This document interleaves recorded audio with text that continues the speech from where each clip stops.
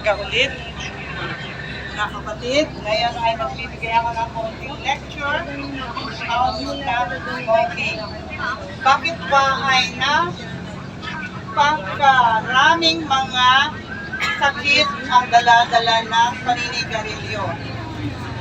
Sino po sa inyo ang naninigarilyo at nais nyo huminto sa paninigarilyo? Meron kaming magazine. Tatas nyo ng mamaya inyong mga kamay. Kaso limitado lang po ito dahil mahal ito. Bibigay namin sa inyo ng libre. Ang sigarilyo po ay meron siyang tinatawag na 7,000 chemicals. Ito pinipilot na dahon at ginagawang sigarilyo, meron siyang 7,000 chemicals. At isa po dito ang tinatawag na nicotine. Ito ang pinaka-popular na makikita natin sa sigarilyo. Ano ang ginagawa ng nicotine? Ito po ay sumasama sa ating mga dugo kapag tayo ay nagsisigarilyo. At ito po ay nagnanakaw siya dahil ito ay carbon monoxide. Ninanakaw niya yung oxygen na dapat ay mapunta sa ating mga kalamnan, sa ating mga kamay, sa ating mga paa, and in a special way sa ating mga utak. So number one po na affected kapag tayo ay nagsusmoke ang ating mga utak. So ang utak natin meron siyang tinatawag na mga neurotransmitters. At isa po dito yung tinatawag na dopamine. Ano yung dopamine? Ito po yung tinatawag na kapag na-release na katawan natin ay napuprovoke siyang i-release, nagkakaroon siya ng tinatawag na pleasure. Yung kasiyahan, sakit lang. Pagkatapos na maubos na yung ubos ng sigarilyo, ay merong tinatawag na urge. Magkakaroon ka ulit ng urge na maninigarilyo ka ulit. So ito yung dopamine na neurotransmitters na nilalabas ng sigarilyo kapag tayo ay umitit na ng sigarilyo. Para bang kumakain tayo ng cake, tapos maramdaman ng ating katawan, pupunta yung transmitter sa ating isip, masarap ang cake. So, ganun din ang ginagawa sa sigarilyo. Ay, masarap ang inigarilyo. So, uulit at uulit kayo. Kaya meron siya tinatawag ng addiction. So, sa katagalan ng paninigarilyo ay sa una, 2 stage, 3, 4, 5. Sa uli ay magiging isang kaha na. At pinaka-most sa iba na mga talagang chain smoker, 2 to 3 packs a day. So, ano ang ginagawa nito sa ating katawan? Ang nicotine ay hindi lang siya isang chemical, it is also a poison. Isa siyang lason na dahan-dahan ay maglalason ng ating mga dugo. Ano pa ang ginagawa ng sigarilyo sa ating mga katawan? Dito sa page 24, mababasa po natin dito ang iba't ibang dulot na paninigarilyo. Dito po ay makikita natin kung ano ang mga magiging result ng paninigarilyo ninyo. So, unang-una po dito ay sinasabi nito ang paninigarilyo ay nagbibigay sa atin ng bad breath. Aminin nyo man o hindi yun, kapag nagsisigarilyo po kayo, ay talagang may bad breath po kayo. Ang paninigarilyo ay nagbibigay sa atin na tinatawag na eye bag. Yun sa mga babae, especially pag babaeng smoker. Ang paninilaw ng mga ngipin. Yan, pag smoker yung tao, alam mo talaga siya. Kasi manilaw-nilaw yung ngipin. Okay, that's pulot ng nicotine at iba pang mga chemicals na nandoon. Mayroong tinatawag na kulubot sa mukha. Madali kayo magkaka-wrinkles kapag kayo ay smoker. Babae man o lalaki. And ang paninigarilyo naman ay malamang ang iyong mga sugat at piklat ay matagal bumalik.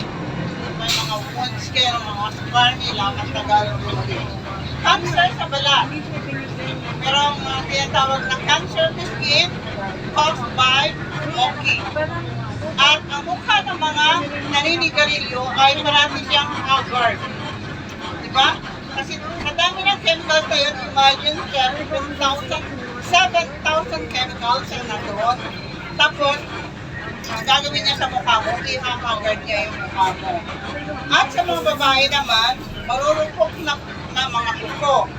Yung mga kuko ninyo, tingnan nyo kung naninigarilyo kayo. Na nahuhuyap-yap na dibdib. So, imbis na maganda yung dibdib, pag babaeng smoker ay nalalaglag. Karoon ng hindi steady. Iba't iba pang mga karamdaman ng gawa ng smoke ay makikita po natin dito sa page 30. Nakita po natin dito yung mga iba't ibang results ng smoking na ginagawa sa ating mga katawan. So, number 1 po dito yung tinatawag na cancer of the lips, sa bibig. Cancer sa suso, okay, breast cancer. Smoking can give you breast cancer.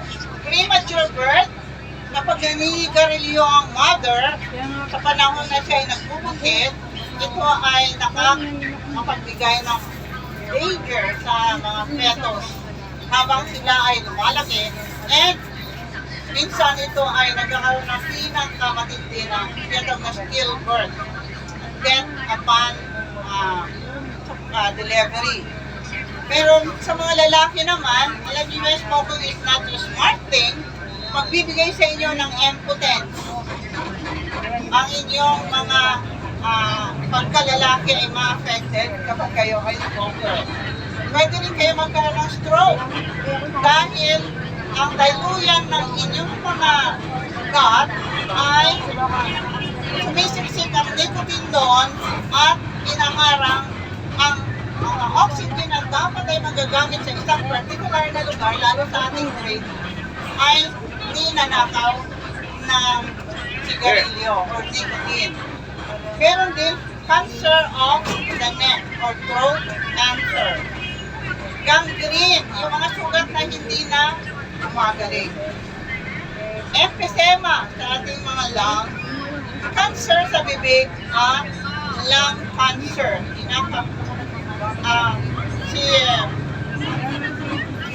Ang president natin noong nakaraan, si Duterte, Rodrigo Duterte, ay isa siya sa prominent na nag-sign ng Executive Order number 26 na nagbabawal ng paninigarilyo in the month of June. Kaya ang June ay tinatawag na No Smoking Month. At ito ay pinagbabawal ang paninigarilyo sa mga open places, public or private places.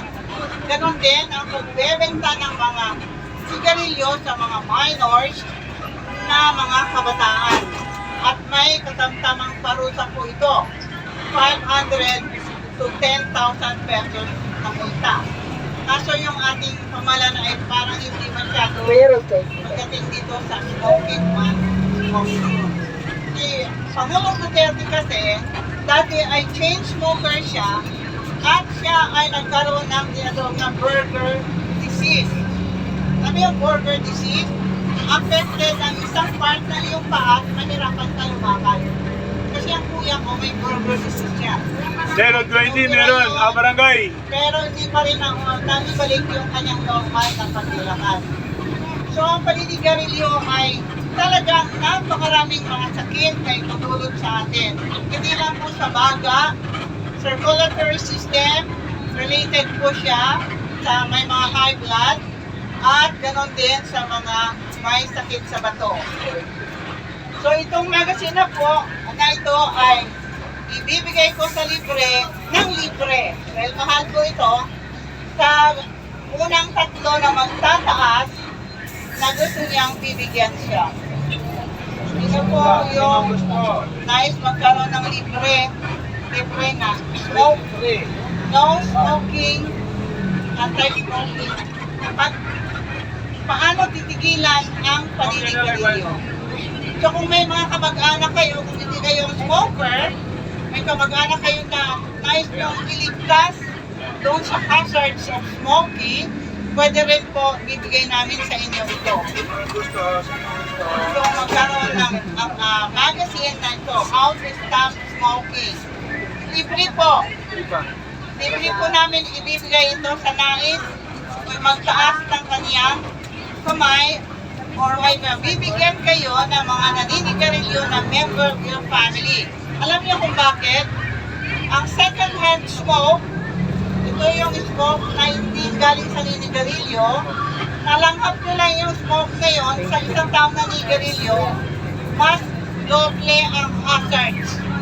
Doble ang Ulam? inyong Ajarbelo. pagkaroon ng karamdaman.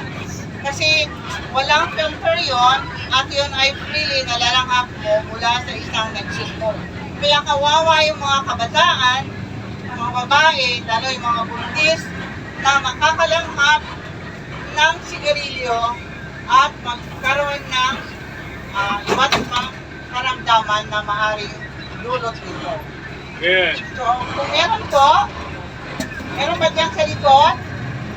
So, magkaroon na, pwede nyo i-regalo sa mga kaibigan nyo na naninigarilyo, ibibigay namin ng Hindi, lahat libre. ng dadasora. Libre Ano po. ba? Baka naiyagan kayo. Libre pa ito, oh.